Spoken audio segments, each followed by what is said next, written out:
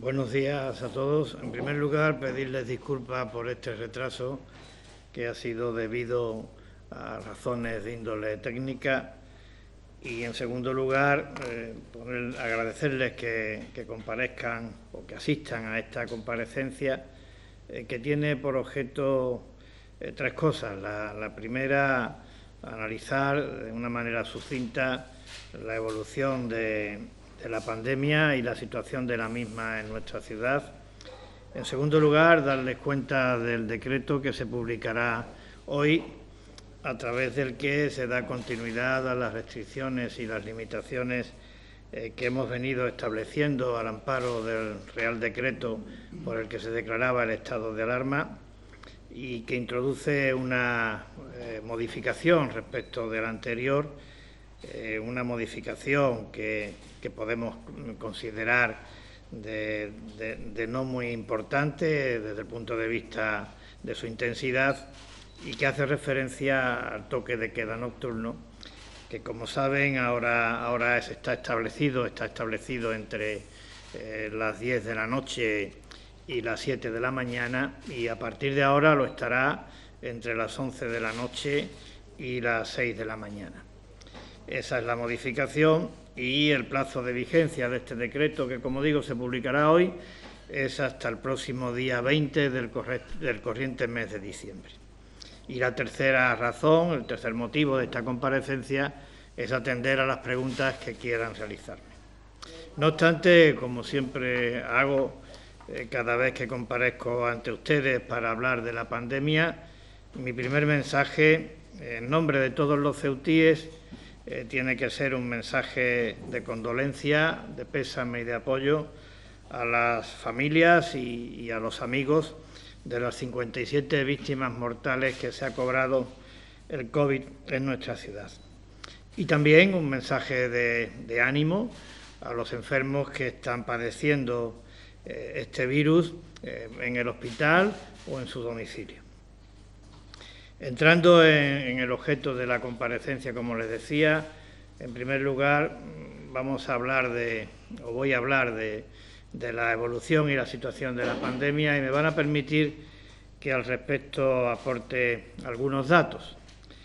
Como bien saben, porque ya lo hemos dicho muchas veces, el pico de la curva de contagios en Ceuta se alcanza el día 11 del pasado mes de noviembre, y en ese momento en Ceuta, de incidencia acumulada del virus, incidencia acumulada significa, en función del criterio por el que se establece este indicador por parte del Consejo Nacional de Salud, el número de contagios acumulados que se han producido en 14 días por cada 100.000 habitantes. Entonces, el día 11 de noviembre, la incidencia acumulada en Ceuta era de 1.071 casos. Ahora esa incidencia acumulada en 14 días es de 189 casos, lo que significa que ha habido un descenso de 882 casos en 26 días. Esto, en porcentaje, significa una caída del 82%. El Ministerio y el Consejo Nacional de Salud también establecen, en cuanto a la incidencia acumulada, otro indicador a 7 días. Según este indicador a 7 días, el día 11 de noviembre en Ceuta había 512 casos, ahora hay 78. Cuando digo ahora, hago un inciso, es en el último dato conocido, publicado por el Ministerio, que corresponde al día 7 de este mes. Por tanto, 78 casos de incidencia acumulada en los 7 días significa un descenso de 434 casos, en porcentaje un 85%. Y el otro indicador que mide la propagación del virus es el de la positividad. La positividad significa el porcentaje de casos positivos en relación con el número total de pruebas que se realizan. La positividad del día 11 de noviembre era en Ceuta de un 32%, ahora es de un 6%, es decir, ha habido un descenso del 81%. Esto en cuanto a la curva de contagios, en cuanto a la propagación del virus. Si hablamos de la presión hospitalaria, debo decirles a ustedes que hace 4 semanas, es decir, aproximadamente hace un mes, en el Hospital Universitario de Ceuta había 49 pacientes ingresados por causa del COVID, de los cuales 8 estaban en la unidad de cuidados intensivos. A día de ayer hay 10 pacientes en el hospital ingresados por causa del COVID y entre ellos 3 están en la unidad de cuidados intensivos. Esto significa que ha habido un descenso de un 80% y un 63% respectivamente. Repito, 80% en lo que se refiere al número de personas ingresadas en el hospital por causa del COVID y 63% de descenso en lo que se refiere a la unidad de cuidados intensivos. En cuanto a la situación, la pregunta a responder es ¿en qué nivel de riesgo nos encontramos? Para ser objetivos, creo que también tenemos que relacionar o contestar esa pregunta con los umbrales que para determinar el nivel de riesgo ha establecido el Consejo Nacional de Salud. Y en ese sentido debo decirles que como consecuencia del resultado y de la evolución de las curvas a las que antes me he referido, pues hemos pasado en un mes de estar en situación de extremo riesgo en todos y cada uno de los indicadores relevantes para evaluar la situación de la pandemia en cada territorio, a encontrarnos en estos momentos en situación de riesgo alto con tendencia a medio, en lo que hace referencia a la incidencia acumulada de casos positivos en 14 y 7 días, alto con tendencia a medio, insisto, y también alto en lo que se refiere a las personas que necesitan de cuidados intensivos. Y el nivel de riesgo bajo en cuanto a la positividad, es decir, el porcentaje de pruebas que dan positivo del total de las que se realizan, y bajo también en lo que se refiere al porcentaje de camas hospitalarias ocupadas por enfermos de COVID. Es decir, que nos encontramos en una situación todavía preocupante, muy preocupante, aun cuando es evidente que la evolución favorable de la pandemia en nuestra ciudad durante los últimos 25 días es también muy notable. Una evolución favorable que debo decir también que ha sido más favorable de lo que ha sido en el conjunto de España, si medimos lo que ha pasado en el conjunto de España por cómo se han comportado las medias nacionales de estos indicadores. Para que sea más claro en cuanto a esta conclusión, hace un mes, en el indicador relativo a la incidencia media de contagios durante 14 días, de contagios acumulados, el dato de Ceuta multiplicaba por 2 a la media nacional. En el de 7 días, en esta incidencia acumulada, lo multiplicaba por 4. En el de la positividad lo multiplicaba por 2,5. En el de camas hospitalarias rebasábamos la media nacional en presión en un 24% y en UCI rebasábamos el umbral nacional en un 9%. Eso ha cambiado sustancialmente, porque ahora en todos estos indicadores, que son muy relevantes para medir, evaluar la propagación del virus y la presión hospitalaria, en todos estos indicadores estamos por debajo de la media nacional, es decir, estamos en un menor nivel de riesgo. Como una imagen vale más que 1000 palabras, aquí tienen ustedes cuál es la evolución de la curva de contagios en Ceuta durante los últimos 26 días.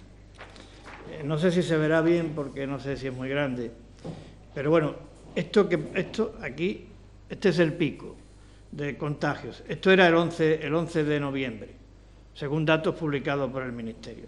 Desde entonces, desde el 11 de noviembre hasta este momento, nos hemos puesto aquí. Es decir, creo que es un descenso bastante acusado. Pero si comparamos esto en el tiempo, Pues resulta que estamos al nivel en el que nos encontrábamos a finales del mes de septiembre. Ahora mismo estamos tal como estábamos a finales del mes de septiembre. Claro, el objetivo es llegar hasta aquí. Por tanto, todavía nos queda un trecho por recorrer para que podamos considerar que llegamos a este punto que nos da una cierta tranquilidad. Todavía no estamos en situación de estar tranquilos. Todavía tenemos que estar muy alertas porque así lo indican, como digo, los datos. En cuanto a las causas de esta favorable evolución de la pandemia, yo creo que son muchas, pero a mí me gustaría hoy destacar algunas. La primera de ellas, y creo que es muy positivo, es el comportamiento responsable de la inmensa mayoría de los ceutíes. Algo que yo quiero poner en valor porque debe ser un motivo para continuar con esta misma actitud de responsabilidad, porque esta es la clave fundamental para combatir este virus. En segundo lugar, debo poner en valor la coordinación conjunta entre la Consejería de Sanidad, con nuestro consejero a la cabeza, y el INGESA, con el responsable de este organismo también al frente. Una coordinación que me parece que es fundamental, porque habrá disparidad de criterios, la puede haber, legítimo es legítimo, pero lo fundamental es la unidad para afrontar esta difícil situación, este difícil reto. Y eso se ha traducido en un esfuerzo conjunto y coordinado para ampliar la capacidad de diagnóstico que se lleva a cabo en nuestra ciudad. Empezábamos por 600 pruebas aproximadamente sobre 100.000 habitantes y ahora estamos muy cerca de las 1.300, 1.400 pruebas por cada 100.000 habitantes.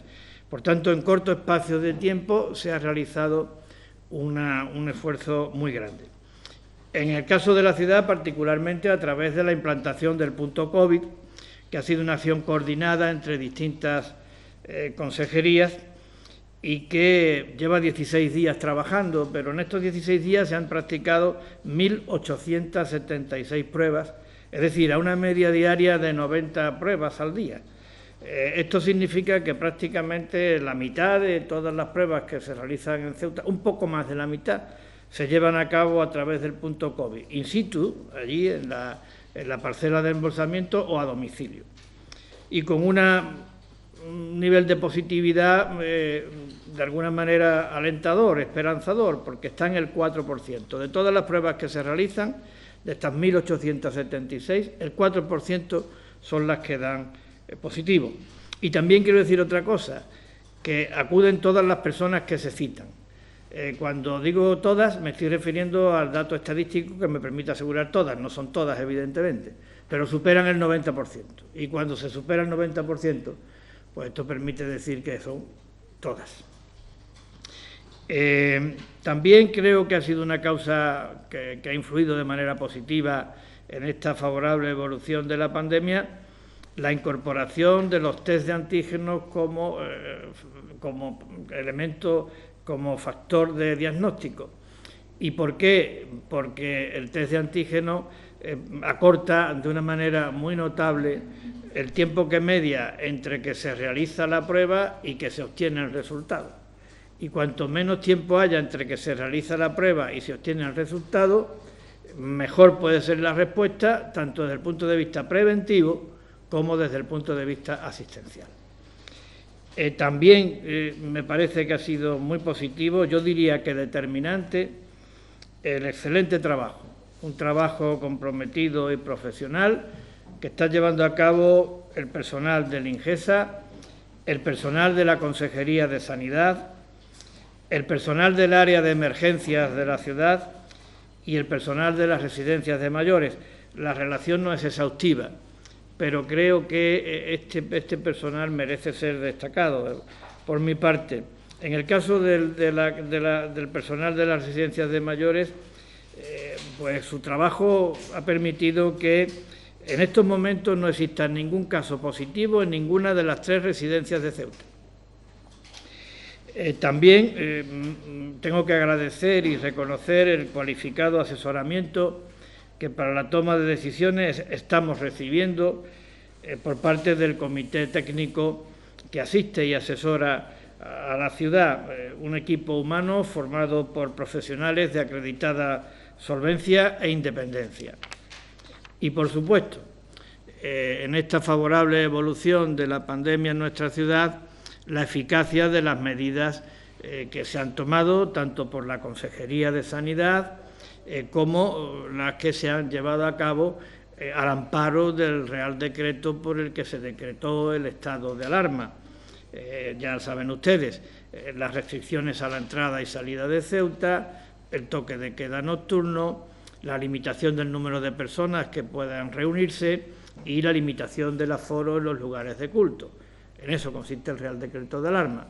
Pues están siendo eficaces y a la vista está de los resultados y del comportamiento que está teniendo tanto la propagación del virus como la presión hospitalaria. Y están siendo eficaces porque se están respetando. Según nos informan los servicios competentes, se está respetando el toque de queda nocturno y también se ha reducido muy considerablemente la movilidad en cuanto a las conexiones con la península. Por poner un ejemplo, en este último puente de la Constitución y de la Inmaculada ha habido una reducción en la movilidad, en las conexiones con la península, de un 84%, tanto en pasajeros como en vehículos.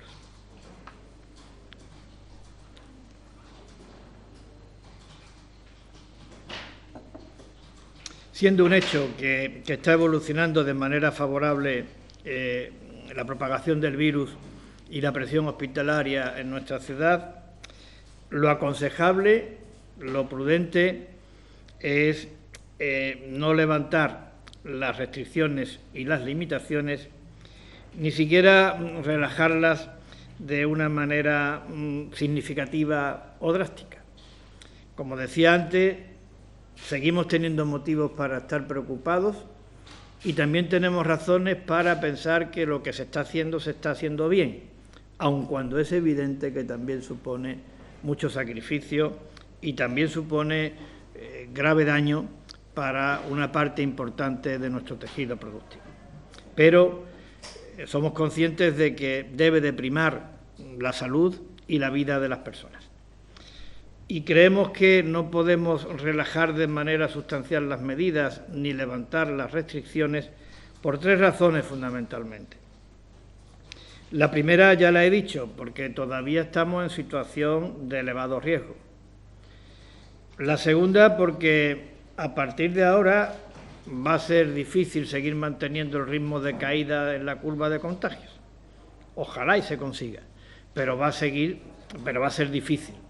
Más aún hacerlo al ritmo en que se ha producido en estos últimos 25 días. Y la tercera y la más importante, porque la experiencia nos pone de manifiesto, nos demuestra de manera dramática que cuando se disparan los contagios, también lo hace varias semanas después la cifra de mortalidad. Y esto es lo más trágico, esto es lo más dramático. Y en este sentido hay que reconocer que el virus en el mes de octubre y en el mes de noviembre ha castigado muy duramente a nuestra ciudad. En el mes de octubre hubo 15 fallecidos y en el mes de noviembre 29.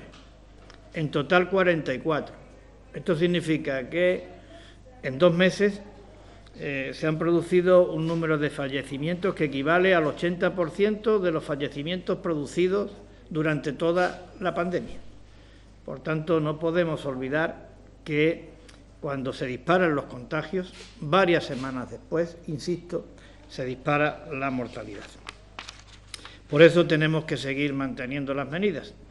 Pero también es verdad que, de acuerdo con el criterio técnico, cabe la posibilidad de llevar a cabo una suave relajación de estas medidas, a la que antes me refería. Y lo hacemos pensando fundamentalmente en que estamos tratando de una cuestión a la hora de establecer restricciones y limitaciones que afecta gravemente a un sector importante de nuestro tejido productivo. Y por eso, les decía al principio y ahora reitero, que a partir de mañana, con la entrada en vigor del nuevo decreto, el toque de horario nocturno será de 23 a 6 de la mañana, de 23 de la noche a 6 de la mañana, en vez de, como estaba antes, de 22 de la noche a 6 de la mañana. Por lo demás, el decreto que se publicará hoy mantiene el resto de las medidas, es decir, se siguen manteniendo las restricciones para la entrada y salida de Ceuta, para las conexiones con la península, salvo los casos debidamente justificados y por los motivos que se contemplan en el Real Decreto de Alarma. Se mantiene también el número máximo de 4 personas para las reuniones y se mantiene el aforo del 30% en los lugares de culto y hasta un máximo de 75 personas. En cuanto a la vigencia del decreto, que sale hoy, también les anunciaba que será hasta el 20 de diciembre, es decir, en los días inmediatamente anteriores al inicio de la Navidad. ¿Con qué finalidad? Con ponernos a trabajar desde este momento. Es verdad que ya se viene trabajando con anterioridad, pero ponernos a trabajar para, a la vista de cómo evolucionen en estos próximos días la situación epidemiológica, teniendo en cuenta los contactos que se van a establecer con la Junta de Andalucía, teniendo en cuenta también los criterios, recomendaciones y disposiciones acordados por el Consejo Nacional de Salud, y estando en contacto también con los empresarios, pues en los próximos días, por supuesto teniendo en cuenta el criterio de los expertos, en los próximos días establecer un plan específico para la Navidad, que empezaría a partir del día 20 y hasta después de Reyes. Hoy, cuando termine esta comparecencia, a estos efectos vamos a tener una reunión con el comité de expertos. Y esto era lo que yo tenía que decirle al respecto de la situación de la pandemia en Ceuta. No obstante, sí me gustaría hacer un breve apunte por algo que tiene que ver de una manera directa con la pandemia y que tiene que ver también con la capacidad de respuesta que podamos tener para atender las necesidades vinculadas a la misma, sean de índole sanitaria, sean de índole social o sean de índole económica. Y es la habilitación de los recursos necesarios para poder dar respuesta a eso. Es decir, me quiero referir a la aprobación el pasado día 30 de noviembre de los presupuestos de la ciudad, porque eso es una manera de transmitir un mensaje de estabilidad, de seguridad y de confianza respecto a la capacidad de respuesta de esta institución frente a la pandemia. Por tanto, me parece relevante, y además me parece relevante destacar que estos presupuestos se aprobaran inicialmente con el voto favorable de los 2/3 de la Asamblea. No es muy común que esto ocurra y no es habitual, y sobre todo que ocurra con un gobierno en minoría y con una asamblea configurada de la manera que está la asamblea de la ciudad autónoma de Ceuta. No es común, no es normal, pero sí es positivo. Es positivo desde el punto de vista material, porque significa, como digo, que pueda haber un planteamiento con capacidad financiera para atender las necesidades de la pandemia en los ámbitos sanitarios, económicos y sociales. Y también significa que, en este contexto de crisis generalizada, la estabilidad financiera y presupuestaria de la ciudad, que es tanto como decir garantizar el normal funcionamiento de los servicios, pues también está asegurado. Y esto me parece que es importante. Pero también creo que tiene un valor intangible, que es digno que es merecedor de ser puesto en valor y destacado. Y es que pone de manifiesto al conjunto de la ciudadanía que los políticos, ante situaciones difíciles, ante grandes retos, pues somos capaces de ponernos de acuerdo en torno a un objetivo común relacionado con el interés general, y a pesar de que tengamos diferencias ideológicas o programáticas. Yo creo que esto que ha ocurrido en Ceuta, pues, y ojalá se confirme con la aprobación definitiva de los presupuestos, pone en valor la importancia en política y en la vida del acuerdo. Y en segundo lugar también es abre puertas esperanzadoras y alentadoras para que este acuerdo de presupuesto pueda trasladarse a otros ámbitos, a otras necesidades que requieren en nuestra ciudad de grandes acuerdos porque forman parte de ese componente determinante del futuro de nuestra ciudad. La lista es muy larga, pero yo me atrevo a apuntar pues la continuidad del plan de ayudas al comercio y al tejido productivo, el establecimiento de las bases de un modelo económico más sólido y estable para nuestra ciudad, la aplicación de los fondos europeos para la recuperación, la mejora del régimen económico y fiscal especial, la financiación de la ciudad, la revisión de las ordenanzas tributarias, de los tributos propios, la problemática de la inmigración irregular y, en particular, de los menores no acompañados, la promoción económica y la atracción de empresas, el PGO, o el planteamiento de iniciativas ante el Gobierno de la Nación, las Cortes Generales o las instancias europeas en relación con estos asuntos a los que me acabo de referir. Por tanto, un ámbito de acuerdo que debemos de explotar porque son cuestiones no para hoy, son cuestiones para garantizar el futuro y el porvenir de nuestra ciudad. Y esto es lo que yo les quería decir y el tercer motivo de la comparecencia era atender a las preguntas que me quieran formular y por tanto abrimos ese capítulo si les parece bien.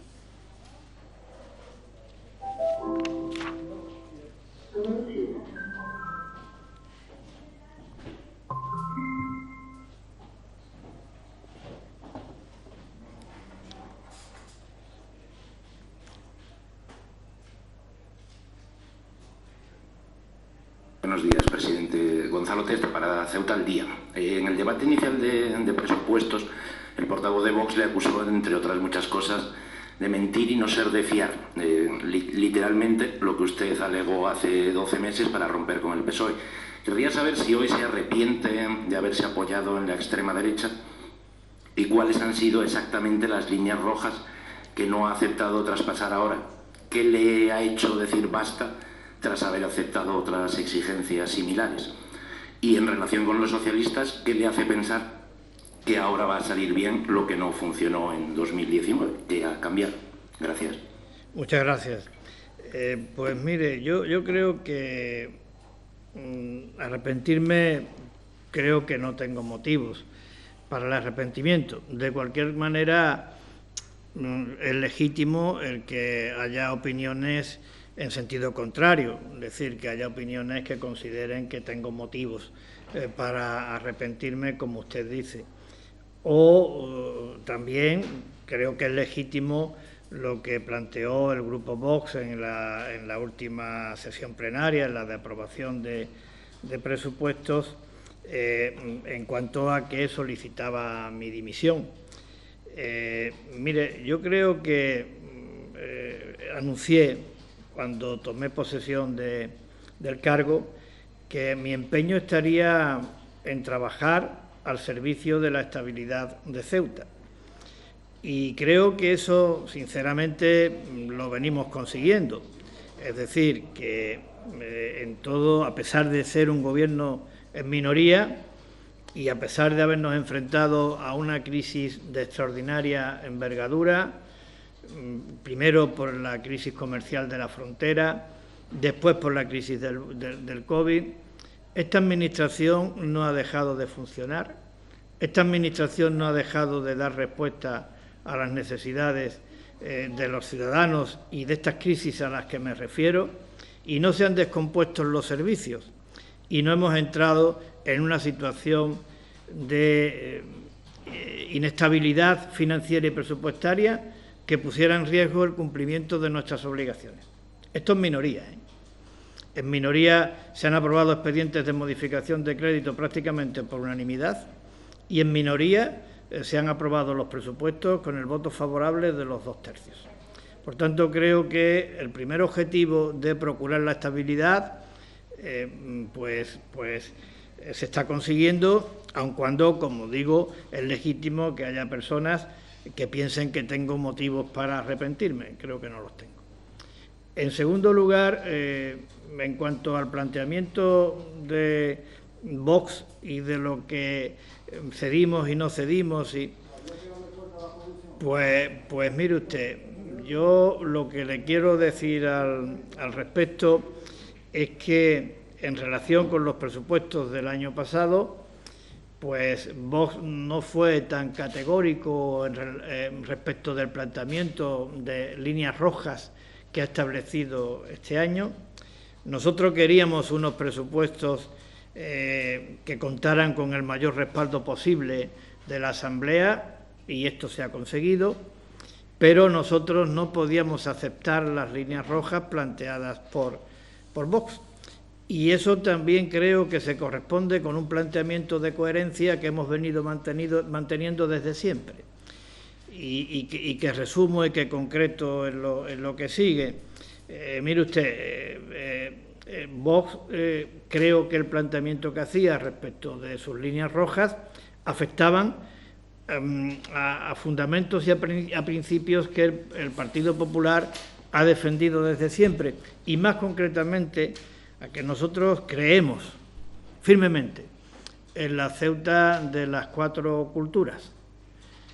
Y nosotros creemos firmemente en que la Ceuta de las 4 culturas no significa simplemente retórica, significa también un comportamiento político consecuente con este pensamiento. Y significa también que creer en la Ceuta de las 4 culturas significa respetar las costumbres, las tradiciones y la religión del otro, aunque no sea la de uno. Y eso para nosotros es algo fundamental. Entendíamos que las líneas rojas planteadas por Vox podrían afectar a esta cuestión, de la que también depende la tranquilidad, la estabilidad y el sosiego de los ceutíes y de nuestra sociedad, y por eso no hemos aceptado esas condiciones. Después, mire, en cuanto, por seguir con esta cuestión del Grupo Vox, estas imputaciones que se me hacen de sumisión o de falta de valentía, pues mire, yo creo sinceramente que la valentía hay que asociarla a la coherencia y a la humildad, y que la valentía, en mi modesta opinión, está reñida con la prepotencia, la arrogancia y la soberbia. Yo creo que la valentía se demuestra en la capacidad para alcanzar acuerdos con aquella persona que no es de tu misma ideología o que no participa de tu mismo programa, pero es capaz de dialogar contigo para el servicio del interés general, establecer las bases que sirvan a ese interés general, en todo momento, pero especialmente en aquellos momentos en que está en riesgo la estabilidad y el futuro, en este caso, de nuestra ciudad. Yo creo que la valentía consiste también en no considerar al adversario como un enemigo al que haya que demonizar y eliminar, sino por el contrario, un adversario con el que se puede discutir, pero con el que también se pueden alcanzar acuerdos. Esta es nuestra manera de concebir la política, y este es el comportamiento consecuente con esta manera de concebir la política que hemos tenido en relación con el presupuesto. Como su pregunta ha sido muy larga, ahora voy a la otra parte, a la que hace referencia al PSOE y al Grupo Socialista.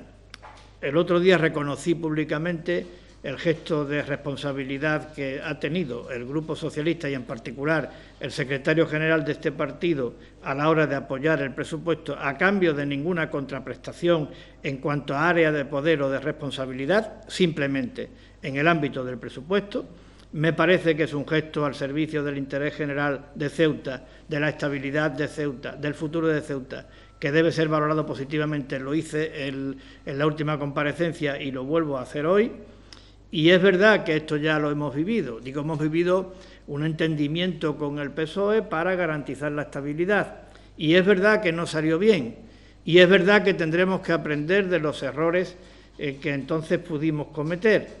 Pero también creo que hay una cuestión que es absolutamente incontestable, y es que las exigencias del momento, la envergadura de los problemas a los que nos enfrentamos, la entidad de las necesidades y de la crisis a la que nos enfrentamos, justifica y demanda que nos demos una segunda oportunidad. Y eso es lo que creo que estamos haciendo en estos momentos.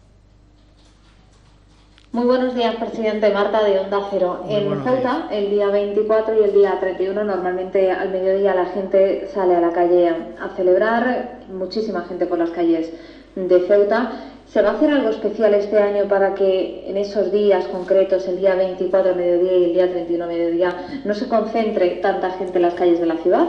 Gracias. Bueno, muchas gracias, Marta. Como le he dicho anteriormente a todos, vamos a ponernos a trabajar en un plan específico para Navidad, que va a contemplar las entradas y salidas de Ceuta, que va a contemplar el horario, la franja horaria del toque de queda, y que va a contemplar también esos momentos a los que usted se refiere. Lo queremos hacer de la manera más consensuada posible, hablando con los empresarios, por supuesto conociendo la opinión de los expertos, en contacto con el resto de grupos políticos, pero en cualquier caso yo no quiero anticipar ninguna decisión que se vaya a tomar, no quiero anticipar el plan porque no está elaborado, pero desde el punto de vista de la percepción con que vayamos de la actitud que vayamos todos a tener respecto de estas próximas Navidades, yo apelo a la prudencia y a la responsabilidad. Esto no consiste solo en dictar normas y en poner medios coercitivos de vigilancia y de inspección para que las normas se cumplan. Esto consiste en que asumamos de una manera clara que estamos en una situación extraordinariamente preocupante y que si lo que ahora se ha conseguido, que si lo que ahora se ha avanzado se pierde por no ser prudentes, por no ser responsables, ya sabemos las consecuencias que tiene desde el punto de vista de la mortalidad. Quiero repetirlo, porque me parece que es determinante. Alguien ha dicho con razón, celebremos estas Navidades de una manera especial, distinta, para que vuelvan a ser normales las del año que viene. Entonces, yo me apunto a eso. En consecuencia, haremos el plan, estableceremos lo que hay que hacer esos días a los que usted se refiere, pero no perdamos de vista la actitud de responsabilidad que todos estamos obligados a tener con motivo de estas festividades.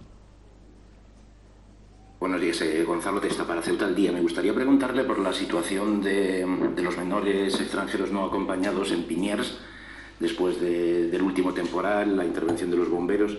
Quería saber cómo está ese equipamiento y qué planes tiene el Gobierno para vaciarlo, como se anunció antes de la llegada de lo más duro del invierno.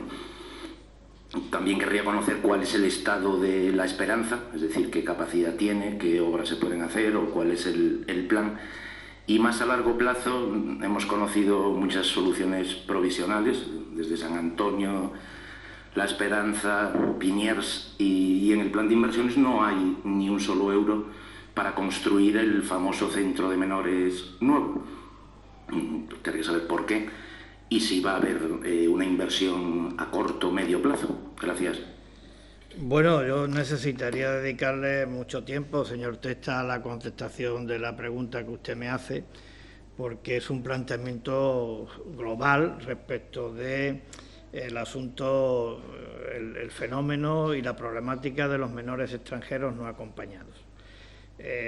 Yo le puedo decir al respecto que el Gobierno está muy pendiente de esta cuestión y que en particular la vicepresidencia primera del Gobierno le está dedicando un interés grande, muy grande, notable y relevante a la solución de todas estas cuestiones que usted ha planteado,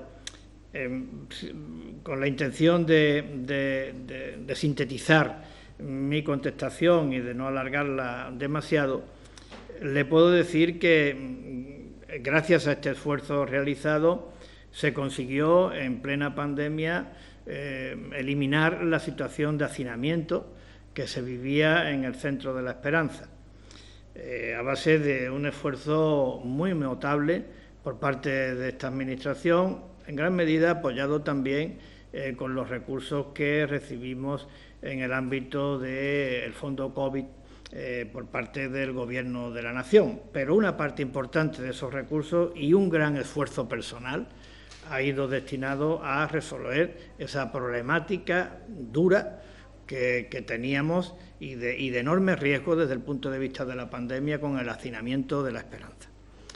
El cambio a Piniers no es el ideal, pero es también una mejora sustancial de cómo se encontraban anteriormente estos menores en el Centro de la Esperanza. Me refiero a estos menores que excedían de la capacidad ordinaria de acogida del Centro de la Esperanza. En segundo lugar, hay un planteamiento hecho por parte de la Vicepresidencia de la ciudad para dar solución estructural y definitiva a este problema. No es algo que podamos hacer solo desde el Gobierno de la ciudad y, por tanto, está trabajándose en el ámbito de una comisión específica que al efecto sea creada. Yo creo que estamos en condiciones de que el planteamiento del Gobierno se pueda llevar a cabo y se pueda realizar al resto de grupos en breves fechas. Y, en tercer lugar, en cuanto a esto que a usted le sorprende de que estas intenciones políticas que yo estoy manifestando no se correspondan con lo que contempla el presupuesto de la ciudad, tiene una explicación. Nosotros estamos defendiendo y hemos venido defendiendo, y creo que es de justicia, que Ceuta soporta una carga en el ámbito de los menores extranjeros no acompañados superior a la que le corresponde en función de su tamaño. Esto creo que es una evidencia. Por tanto, nosotros estamos reclamando y estamos trabajando en consonancia con esta reclamación que haya una mayor implicación por parte del Gobierno de la Nación en este asunto.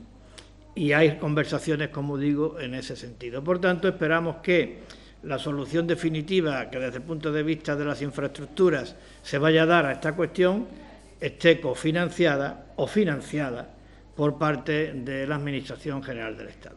En eso estamos trabajando y por eso esto, como todavía no se ha confirmado, no tiene traducción en el presupuesto de la ciudad. Si esta alternativa no surgiera, no fuera posible, también se está trabajando en otras posibilidades que tienen que ver con la colaboración público-privada, que, como digo, es algo que viene desarrollando la Vicepresidencia.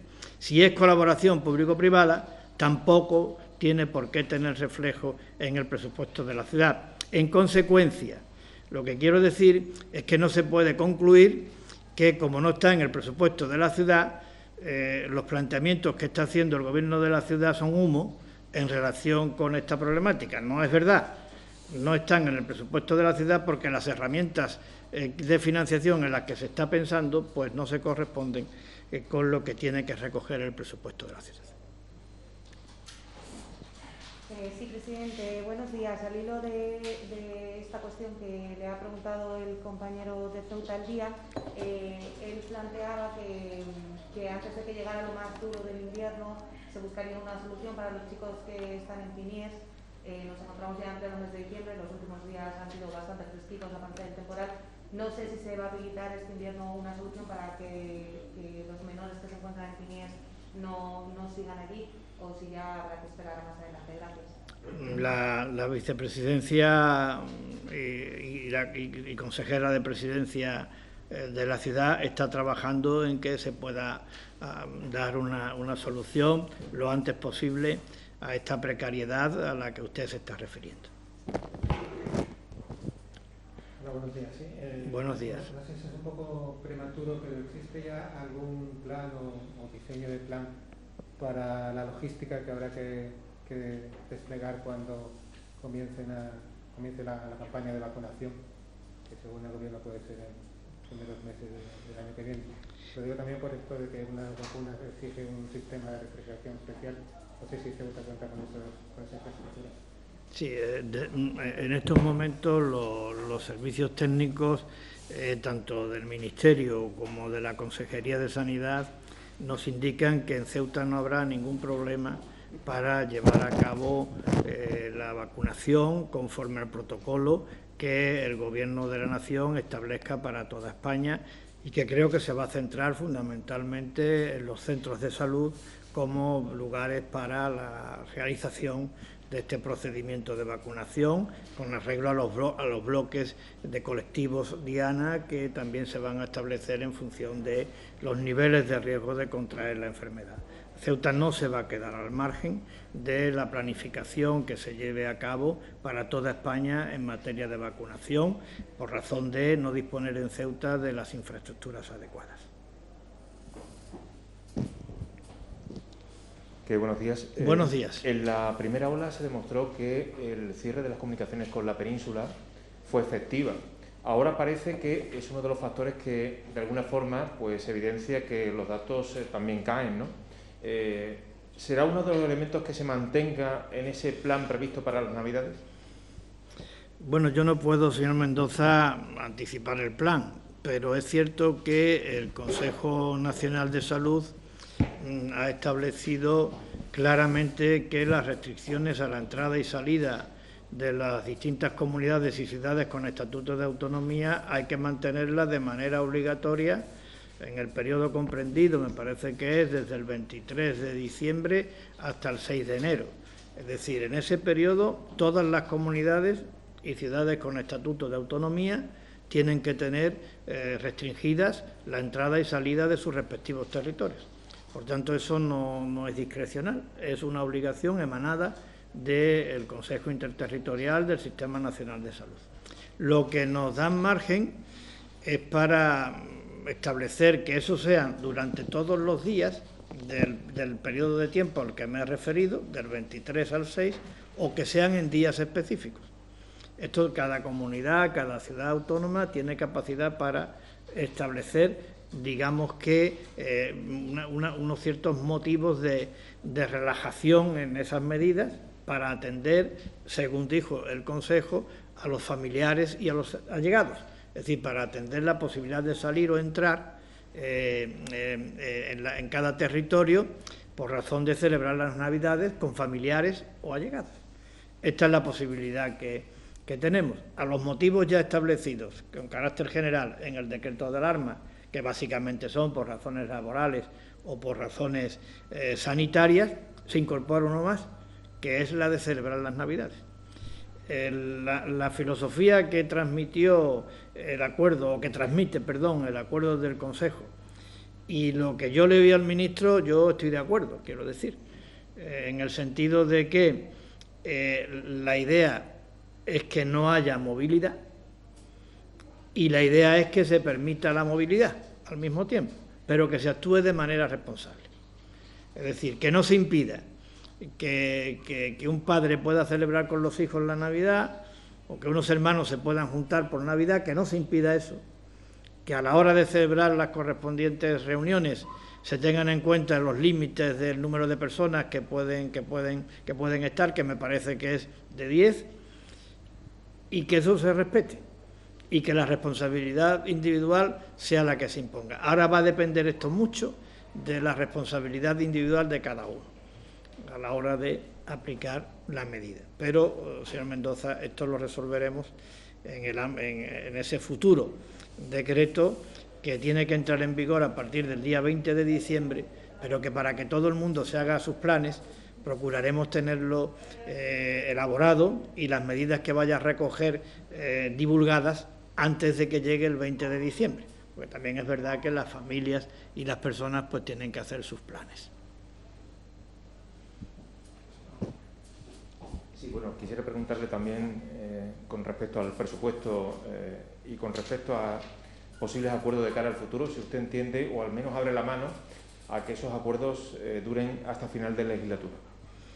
Bueno, yo estoy hablando, señor Mendoza, de una lista de cuestiones que debemos de aprovechar este momento de grave crisis de grandes exigencias para llevar a cabo. En la vida y en la política hay que hacer de la necesidad virtud. Entonces, y bueno, ahora hemos celebrado recientemente la Constitución en el conjunto de España. El espíritu de la Constitución fue el espíritu del acuerdo y del consenso, porque era mucho lo que nos estábamos jugando en España. España se jugaba entonces el tránsito de una dictadura a la democracia. España se jugaba entonces la oportunidad de abrirse al mundo, de modernizarse, de progresar, de avanzar, de eliminar los prejuicios, las heridas, los enfrentamientos y las trincheras que habían caracterizado nuestra historia durante más de siglo y medio. Y era tan importante esa necesidad, era de tanta envergadura el reto, que fuimos capaces de ponernos de acuerdo en cosas que han tenido yo luego proyección durante 40 años, y una proyección positiva. Ahora puede que estemos en lo mismo. Es decir, ahora con una asamblea que está configurada de la manera en que lo está, es decir, que no hay una formación hegemónica capaz de conducir los grandes acuerdos de la asamblea, pero sin embargo tenemos la necesidad de definir el futuro de Ceuta para las próximas décadas, pues creo que tenemos la oportunidad de hacer de la necesidad virtud y de ponernos de acuerdo en ese futuro para Ceuta, en materia económica, en materia fiscal, en materia de financiación, en materia urbanística. Antes he hecho el relato de asuntos. Y para que eso sea factible también, señor Mendoza, pues tiene que haber estabilidad en el Gobierno. Y creo que hay posibilidades para garantizar esa gobernabilidad, haciendo cada uno lo que le corresponde. Es decir, el PSOE, en las conversaciones que yo he mantenido con el secretario general, no quiere ninguna parcela de responsabilidad, quiere permanecer en la oposición. Pero en la oposición hay varias maneras de estar. Se puede estar en la oposición manteniendo una actitud positiva de cara a lograr estos grandes acuerdos, haciendo, por supuesto, crítica a la labor del Gobierno, y al mismo tiempo también se puede estar en la oposición haciendo que esa crítica, esa fiscalización de la labor del Gobierno no se convierta en una obstaculización de la acción de Gobierno, porque eso afectaría al funcionamiento de los servicios. Esa es la oposición leal y esa es la oposición constructiva, y esa es la oposición que el secretario general del Partido Socialista me ha dicho personalmente que quieren hacer. Yo lo agradezco y, por supuesto, nosotros tendremos también que actuar en consecuencia, crear el clima adecuado para que esos puentes de diálogo no se quiebren, y crear el clima de diálogo para que la estabilidad en la institución pues sea algo real y cierto. Hasta final de legislatura. Presidente, yo quería preguntarle también por otra cuestión que nos ha venido ocupando en los últimos meses y que hoy parte de su testimonio a las puertas del Ayuntamiento, con una concentración de los trabajadores de la empresa de autobuses. Sabe que a lo largo de los últimos meses, bueno, pues los problemas con la empresa han sido continuos, sus reclamaciones y también los problemas de los trabajadores que ahora denuncian que no han cobrado su sueldo, y aparte en un comunicado este fin de semana hablaban incluso de amenazas que habían recibido por parte de la empresa. Tengo entendido que usted los va a recibir, no sé si va a realizarles algún planteamiento concreto, y si se plantean cuestiones como publicaban compañeros de algún medio, como la municipalización del servicio de autobuses, o que pueda venir otra empresa. Gracias. Bueno, pues mire, es un asunto de capital importancia, por varias razones. Primero, porque se trata de un servicio fundamental para los ciudadanos, el del transporte público urbano. Lamento profundamente, y lo digo de corazón, que los trabajadores no hayan percibido el salario. Lo lamento profundamente. En cualquier caso, también quiero subrayar que estamos hablando de un servicio que se presta en régimen de concesión administrativa. Es decir, quiero decir con esto que si los trabajadores no han cobrado su salario, no es por culpa de esta administración. Hay un concesionario que es el que tiene que cumplir con esta obligación. También es verdad, y no podemos desconocer, que el servicio se ha visto afectado de una manera directa y muy dura por razón de las dos crisis que en Ceuta se han producido prácticamente sin solución de continuidad. La crisis de la interrupción de la frontera, la crisis del cierre de la frontera y la crisis de la pandemia. Evidentemente, esto creo que ha golpeado de una manera muy notable a los ingresos de la empresa concesionaria. Pero yo lamento que no se hayan atendido las nóminas. También debo decir que por parte de los órganos competentes de la ciudad de Ceuta se ha hecho un esfuerzo notable para buscar fórmulas jurídicas que permitieran establecer un tránsito hasta que se resuelve la nueva licitación de cómo se sigue manteniendo el servicio y las relaciones con esta administración. Y también, desde el punto de vista presupuestario, ha habido la voluntad de destinar para cubrir o aliviar o paliar el daño económico que la crisis ha producido en la empresa concesionaria por parte de la ciudad. Creo que a unos niveles muy relevantes desde el punto de vista de la cantidad que la ciudad está dispuesta a poner al servicio de esta actuación. En cuanto a que nosotros nos hayamos planteado la salida definitiva de este problema con carácter estructural, que es a lo que usted se ha referido en su última parte de la pregunta, es decir, si el servicio se va a seguir prestando en régimen de concesión administrativa o el servicio se va a prestar de manera directa por parte de la ciudad, lo que se denomina municipalización. Pues mire, esa es una decisión que no le corresponde al Gobierno.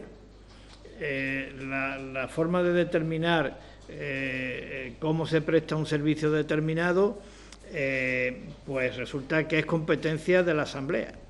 La Asamblea es la que tiene que decidir si es un régimen directo, es concesión administrativa o es otro régimen dentro de los que la ley contempla.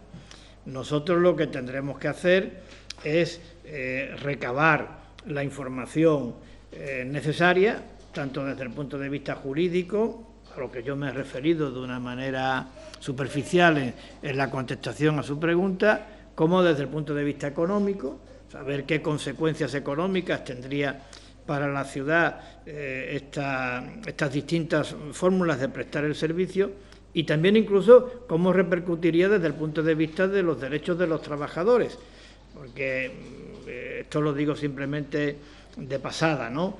Pero cuando nos hemos planteado la municipalización de algún servicio, se ha planteado el inconveniente, que no lo sé en este caso concreto, de que no es automática la incorporación de los trabajadores al órgano que lleve a cabo la prestación del servicio de manera directa. Eso creo que no es automático, pero tampoco descarto ni nada, ¿no?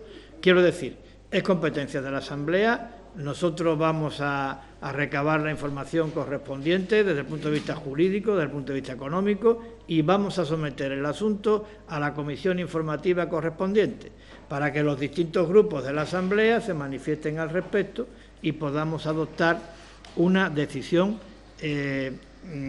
consensuada. Es decir, no descartamos nada, nos preocupa el servicio, la calidad del mismo es un servicio esencial y también nos preocupan los trabajadores. Esto que yo les estoy diciendo a ustedes, tendré la oportunidad con el consejero competente en la materia de decírselo mañana también a la representación de los trabajadores. Buenos días, presidente. Buenos días. Yo quería preguntarle si la ciudad ha decidido ya si va a realizar pruebas PCR a los estudiantes que regresen a Ceuta en estas Navidades. Bueno, mire, este es un asunto que el tema de la realización de pruebas diagnósticas a través ahora fundamentalmente de los test de antígeno, como ya he comentado yo en mi primera parte de la intervención, es algo que se está haciendo de manera coordinada entre la ciudad y el INGESA y la ciudad. Y, por tanto, en ese ámbito vamos a resolver esa cuestión. Es decir, que nos ha ido bien esa acción coordinada, conjunta, esa manera de compartir esfuerzos, ha significado realizar muchas más pruebas y ha significado también bajar la positividad en un 80%. Bueno, vamos a seguir con esa práctica de ponernos de acuerdo. Veremos si los estudiantes son un colectivo a los que vayamos a realizar esas pruebas de antígenos, o veremos si se amplía también a otros colectivos. Hasta ahora, el sistema de que el INGESA realizara las pruebas a las personas con síntomas y la ciudad realizara las pruebas en el punto COVID a los contactos directos de las personas que han salido positivos, ha dado resultados. Si ahora hay que ampliarlo a otros colectivos, no lo descartamos, pero lo queremos hacer de una manera profesional, teniendo en cuenta el criterio de los técnicos y en coordinación con el INGESA. Buenas, del periódico El Faro. Quería preguntarle qué piensa sobre lo que ha pedido tanto PSOE como MDC, que no quiere que haya un representante de Vox en la mesa de la Asamblea. ¿Qué opinión tiene el Gobierno a este respecto y si han hablado ya de posibles negociaciones o acuerdos para que no haya un representante de Vox en la mesa? Bueno, mire, a ese respecto le quiero decir que la negociación de los presupuestos no tiene que ver o no se puede relacionar el acuerdo alcanzado con el PSOE para la aprobación de los presupuestos con la renovación de la mesa de la Asamblea. Nada tiene que ver una cosa con la otra. Vamos, nada tiene que ver en cuanto a que formen parte del mismo ámbito de acuerdo que se ha alcanzado. He dicho y repito que el Partido Socialista, a la hora de decidir su apoyo a los presupuestos, no ha pedido a cambio ninguna parcela de poder, ningún área de responsabilidad. Es verdad que en las conversaciones que yo he mantenido con el secretario general del Partido Socialista, este asunto al que usted se refiere ha salido. Y es verdad que el secretario general y portavoz en la Asamblea del Grupo Socialista me ha dicho lo mismo que ha dicho públicamente al respecto de la mesa de la Asamblea. Yo creo que es un planteamiento que el Grupo Socialista puede plantear de manera legítima. Creo que es un planteamiento que puede hacer de manera legítima. Los cauces por los que los puede hacer están previstos en el reglamento de la Asamblea. Y yo lo que le puedo decir es que cuando el Grupo Socialista o cualquier otro haga ese planteamiento, el Grupo Popular fijará una posición. Y la fijará teniendo en cuenta el interés general, teniendo en cuenta la gobernabilidad y la estabilidad de Ceuta. Ahora mismo no la ha fijado porque ese planteamiento no se ha formalizado. Cuando ese planteamiento se lleve a cabo, si es que se lleva a cabo, la iniciativa de renovar la mesa de la Asamblea, el Partido Popular fijará una posición teniendo en cuenta eso lo que le digo, el interés general, la estabilidad y la gobernabilidad de la institución. Volviendo a lo que preguntaba el compañero de las pruebas diagnósticas para los estudiantes, nos encontramos hoy ya día 9 de diciembre, sabe que los estudiantes van a empezar a llegar bastante pronto, más este año, que en muchos casos ya no tienen clases presenciales. No sé qué margen de tiempo se dan para decidir si se van a realizar las pruebas o no y cómo se van a realizar, teniendo en cuenta eso, que en muchos lugares las clases ya no están siendo presenciales y podemos tener a estos estudiantes de vuelta en un par de días. Comparto con usted que hay que tomar una decisión rápida. Esta mañana tenemos reunión del comité de expertos, lo vamos a sacar este asunto y a ver si en esta misma mañana podemos tomar un acuerdo y lo haremos público a través de los cauces de información habituales. Y precisamente en referencia a lo que usted ha comentado de la posición, de fijar la posición del PP, si alguien presenta alguna iniciativa para modificar la mesa de la Asamblea, para dejarlo claro, el PP no dejaría, vamos a decirlo así, tirada esa petición de modificación de la mesa de la Asamblea. Usted, señor Mendoza, lo que me está pidiendo es que yo le diga cuál va a ser la posición del Grupo Popular. No quiero que me diga ni sí ni no, solo... Y yo no tengo intención, de decírselo. Pero vamos, no tengo intención de decírselo no por nada. Le estoy diciendo que si hay una iniciativa en ese sentido, fijaremos nuestra posición. y será una posición que tenga en cuenta el interés general de Ceuta y la estabilidad y la gobernabilidad de Ceuta. Hay que saber leer entre líneas en esta contestación que yo le doy, señor Mendoza. Yo le he dicho antes qué papel le corresponde a la oposición y qué papel le corresponde al Gobierno.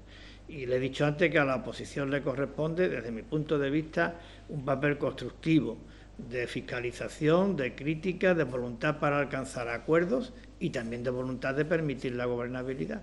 Y al Gobierno lo que también le corresponde es tener los gestos necesarios para generar el clima que faciliten esa gobernabilidad. Y ya someto a la inteligencia de sus oyentes, que es notable, y a la suya en particular, para que sepan leer entre líneas. Bien.